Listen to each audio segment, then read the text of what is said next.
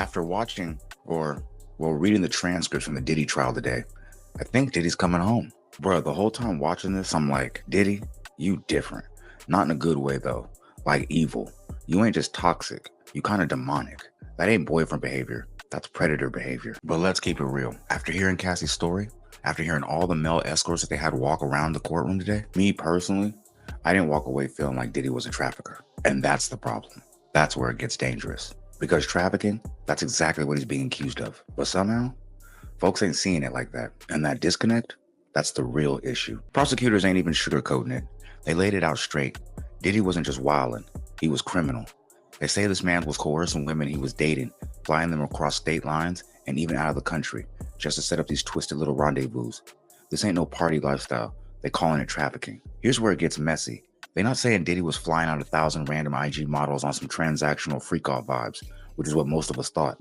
Nah, this whole case is centered around just two women, Cassie and a Jane Doe.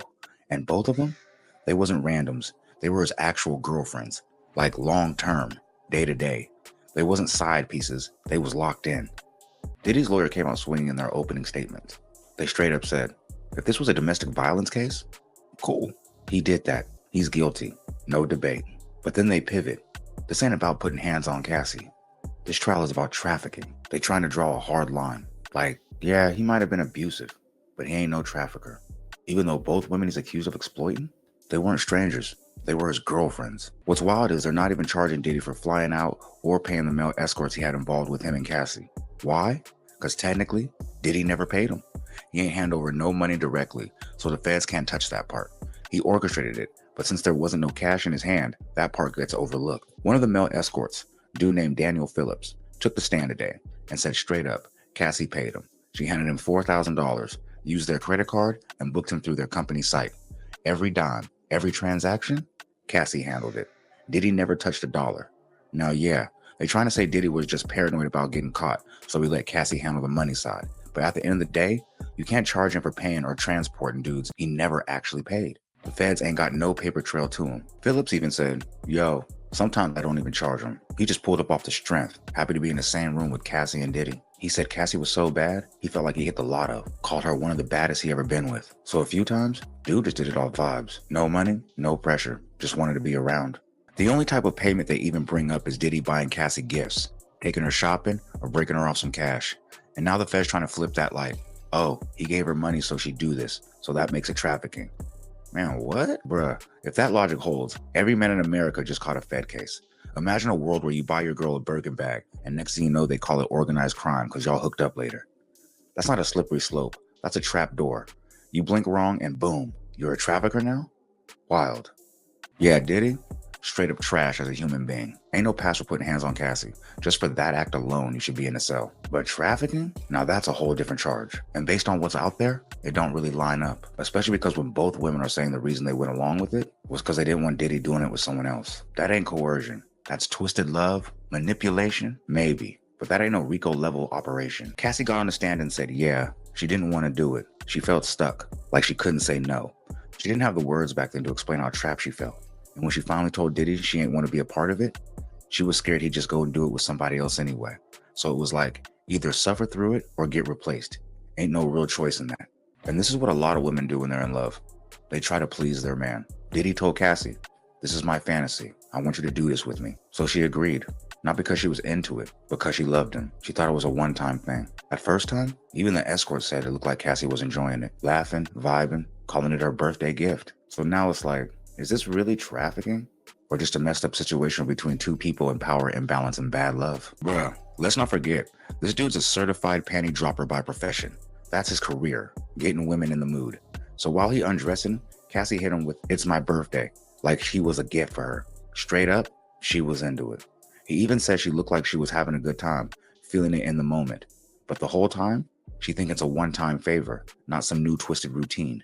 By now, it's clear it's never been a one-time favor. Diddy kept pressing her to run it back over and over. And the more they did it, the requests got more twisted, the situations got more uncomfortable, and they kept pushing the boundaries. Cassie would play along in the moment. She would go with it, even laugh, maybe even act like she was cool with it. But when it was over, she felt dirty, like sick to her stomach dirty. She even said that when she took the stand. They asked Cassie how it made her feel. She said straight up, I felt like an object.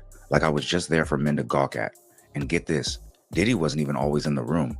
Sometimes she was just watching through FaceTime, and she still had to perform. Then they asked, were any of these sessions recorded on your phone? She said, yeah. They followed up like, so what'd you do when you saw the videos? Cassie said, I deleted them. Why? Because they were disgusting. I couldn't stand the idea of anybody else ever seeing that. Now let's be real.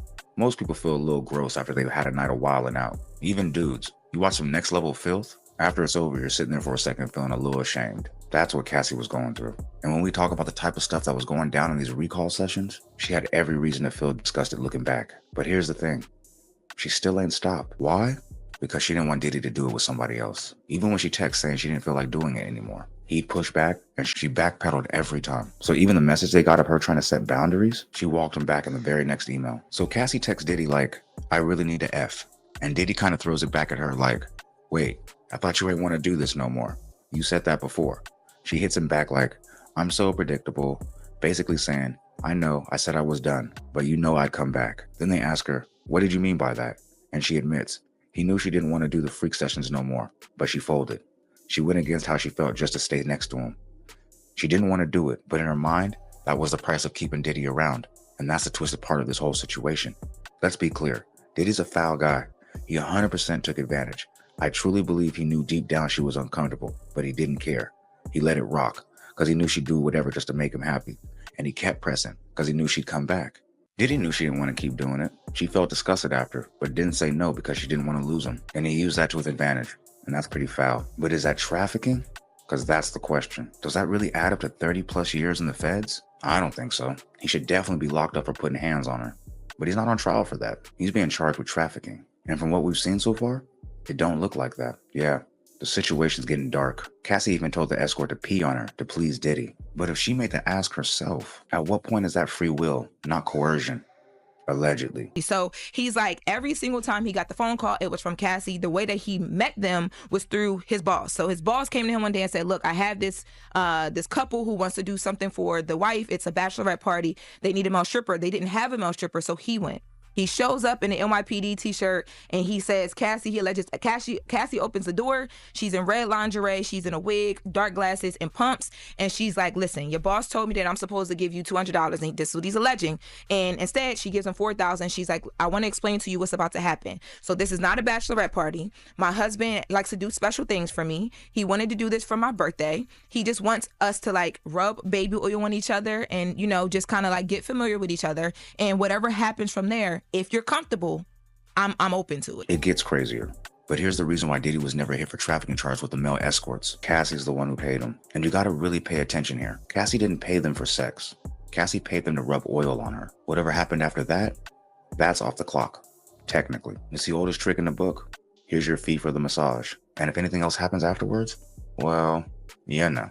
The feds probably see through that, but they're still not charging Diddy or Cassie for that part. What they are charging Diddy with is trafficking Cassie and a Jane Doe. Not the dudes, not the extra details, just those two women. Okay, so he goes in. He says when he walked in on like just okay.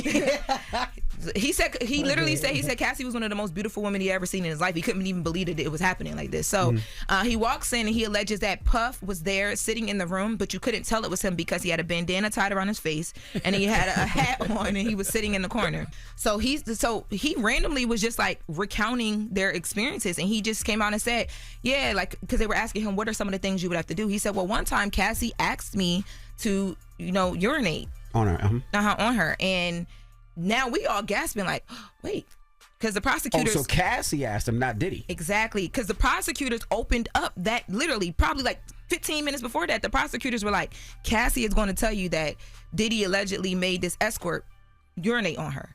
That there's an escort sitting in front of us, sworn in on the stand, saying, no, Cassie told me to do that. And this is what I was talking about yesterday. Doing something out of free will to keep your man happy and then feeling nasty afterward, that ain't the same as being trafficked. That's regret. That's emotional damage. But that's not what Diddy's on trial for. Now, don't get it twisted. We all know Diddy put hands on Cassie. He should have been locked up for that alone. He's a clown for that. Ain't no real man co-signing that. But this case, it feels like Diddy's getting charged for the choices that Cassie made to keep him around. She did wild stuff for a man she loved at the time, and now she hates him. So she's looking back with disgust. And I get that, but that don't mean he trafficked her. That's a whole different accusation. Even on the stand, Cassie said she didn't want nobody urinating on her. She only let it happen to make Diddy happy. That ain't right, but that ain't trafficking either. Cassie told the court she ain't want none of that. When they asked her how it felt to get urinated on, she said straight up, it was disgusting. I choked. Ain't no way y'all really think I wanted that. She even said, y'all really believe I wanted to get urinated on by 2 dudes? But the court looking like, hold up. One of those dudes said you asked him to do it. They asked her, why'd you choke? She said, too much urine in my mouth. Then they pressed her, did Sean do it too? She said, yeah. Did you want Sean to do it? I didn't want anyone to do it. Then they asked, how often did this happen? She said, often enough. Look, the prosecutor is not doing a good job of laying the foundation of what this case is really about. This ain't no domestic violence case. This ain't even about abuse. This is a federal RICO case. They're trying to paint it that Diddy ran a criminal organization just to traffic Cassie and a Jane Doe. But let's really look at what's being said. Cassie's the one who booked the flights. Cassie made the payments. Cassie arranged the sessions. And yet, Cassie's not being charged as part of the organization. So, if she's the one doing the legwork and she's not part of this ring, then where's the RICO charge coming from? Where is the structure? Where's the enterprise? I don't see it. Even the other woman, the Jane Doe they're talking about, she was a fan. Like, literally a Diddy fan, just happy to be around. And once again, she only did what she did because she didn't want to lose him. That's not a criminal ring. That's a toxic relationship, not federal conspiracy. He met her back in 2020. She was a single mom, already a fan, infatuated with Diddy, wanted to be with him, period. She wasn't groomed. She was starstruck. So one night, Diddy brought the idea to her, and she made it happen immediately. Didn't even hesitate. She was down, no questions asked. He walked her through it step by step. She thought it was a one and done, but nah, he kept pushing. Even dangled the idea of a real relationship in front of her if she kept going with it. But eventually, that loyalty turned into jealousy. The defense basically painted Jane Doe as a jealous, fanned-out groupie. They showed messages where she was offering to do whatever on some pick-me energy if Diddy would leave the other women alone. She'd get tight seeing him out there with Young Miami or any of the other women. And her response? I'll do whatever you want. Just don't do it with them. Yeah, they did drugs together.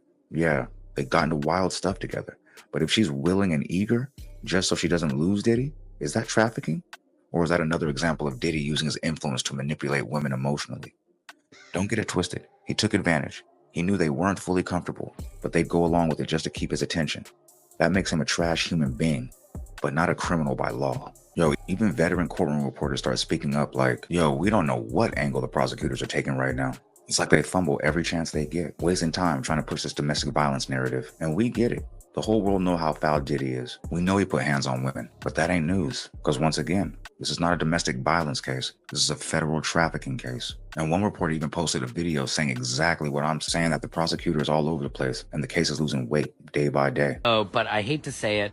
The bottom line is people who came to watch the case were walking out. I hate to say it. We were getting bored in there with Cassie's testimony. I think everybody thought it was going to be explosive. This is a RICO case. They're trying to show trafficking, if you know what I mean. And I hate to say it, but the government is doing a terrible job at showing it. Now, they are showing, yes, domestic violence. They keep asking her, so at these freak-offs, who selected your outfits? Who Diddy? But they're not showing, okay, this escort was taken, traveled here for this. And it's not showing multiple people involved. All you're seeing the government prove is that Diddy committed domestic violence, but that is a state case. That is not need a federal trial. So I hate to say it, guys. We know we don't want this, but I think Diddy could get off on the RICO charges. I'm not seeing it. I could be wrong, but the government is just not doing a great job. I stepped out because I'm just dying in there. It is really hard. It's hard to write all day. I will have more info on stuff for you guys. Cassie broke down on the stand crying, basically just saying that she loves the diddler and she would do anything for him. And I hate to say it, but I think the defense is going to come back and say, well, this is a case of somebody who is just so in love that she would say, literally, I just wanted to make him happy. I didn't want him to be angry or upset because you didn't know what could happen. And so I think the defense is going to get up there and say, look, you were just so in love with him, you would do anything he asked you to. Well, guess what? That's not, that was your choice. That's what they're going to say is you were an adult and you made that choice, whether good or bad, you made that choice to do anything for him for love. So I don't know, Patriots. Now, these topics are heavy because we're talking about Diddy, a man who's clearly done foul things to women. I don't think he should walk free. He got to pay for something. That video alone in that hotel hallway, he should have been charged for that. But I also don't believe in convicting people for stuff they ain't do. And for what's being laid out, Diddy didn't traffic those women. If new info drops, cool. I'll admit I was wrong. But based on the law's definition of trafficking, he ain't do it. Now, the other crimes they're going to bring up, we'll see about that because he most likely did those. But as far as the trafficking is concerned, not seeing it. Now, when Diddy put hands on Cassie, he did pay that $30 million, and maybe that's his restitution. But once again, he's not being charged for that. And to be honest, it's starting to feel a little like a witch hunt. And like most people who are sitting back watching this trial, I'm sitting here thinking, why did Diddy mess with those liquor companies? But hey, if you made it this far, click the left side of your screen to see why Tory Lanez was stabbed 14 times in prison. And also, don't forget to leave a like, comment, subscribe, share to be aware, put me in the algorithm because I need the beat error, man. I know there's 10 other streamers out there doing it like me, but fuck that, little 10. I'm maxed out.